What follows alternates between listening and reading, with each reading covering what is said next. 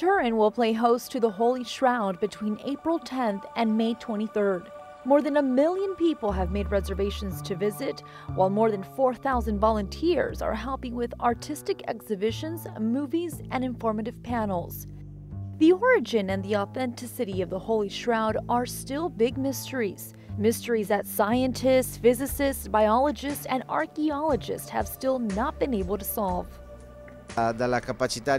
Science will continue to study the Holy Shroud because there's new technology like high-definition photography that can perhaps reveal new information. If the DNA of the blood on the Holy Shroud is the same as the one found on the cloth in Oviedo, that would be a big revelation. That's why I believe we need to keep investigating.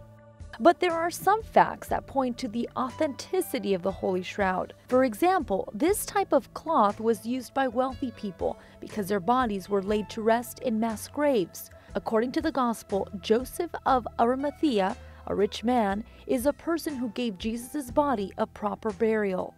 Traces of aloe, myrrh, and 70 types of pollen have been found on the linen. 3/4 of these plants grow exclusively in the Middle East near Jerusalem.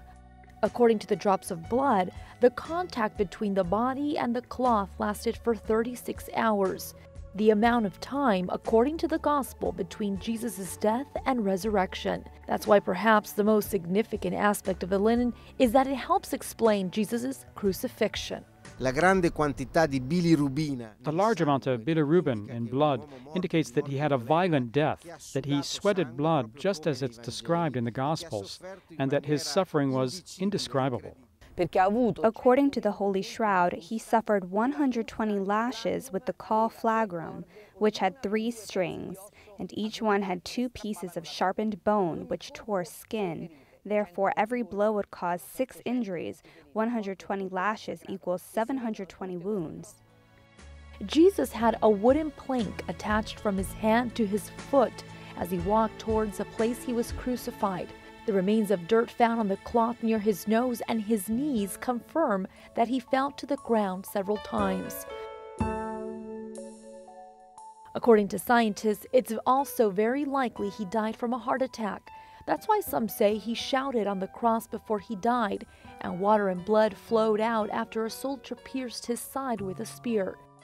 Details supported by evidence taken from the shroud. Authentic or not, the shroud helps to better understand the last moments of Jesus' life, and that's why Pope Benedict XVI will visit the shroud May 2nd.